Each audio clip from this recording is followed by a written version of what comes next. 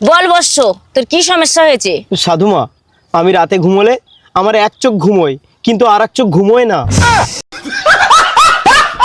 তা তুই এই সমস্যা নিয়ে আমার কাছে এসেছিস কেন? ডাক্তারে যা। না না না না সাধুমা, এই সমস্যা ডাক্তারের সমাধান করতে পারবে না, আপনাকেই সমাধান করতে হবে। দূর বাড়া, তোর চোখে প্যারালাইসিস হয়েছে, আমি কি করে সারাবো? আরে না না সাধুমা, আমার চোখে কোনো প্যারালাইসিস হয়নি, সব সমস্যা আমার বউয়ের। তাহলে তুই যে বললি তোর এক চোখ ঘুমোয় আর এক চোখ ঘুমোয় না। আসলে সাধুমা, আমার বউয়ের না একটু কুরকুরানি বেশি, রাত হলেই পরপুরুষের সাথে পরকীয়ায় মেতে ওঠে, সেই জন্য তো আমি এক চোখ দিয়ে ঘুমাই আর এক চোখ দিয়ে বউকে পাহারা দিই।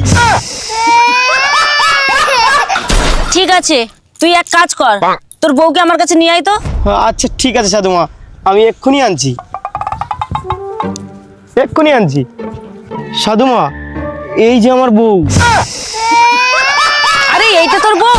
এ তো কদিন পরে বলহরি হয়ে যাবে রে। এই বুড়ি, এটা তোর কে হয় রে? সাধুমা, এটা তো আমার ভাতার হয়। এই, তুই বুড়ি বয়সে কচি ছেলেকে বিয়ে করেছিস?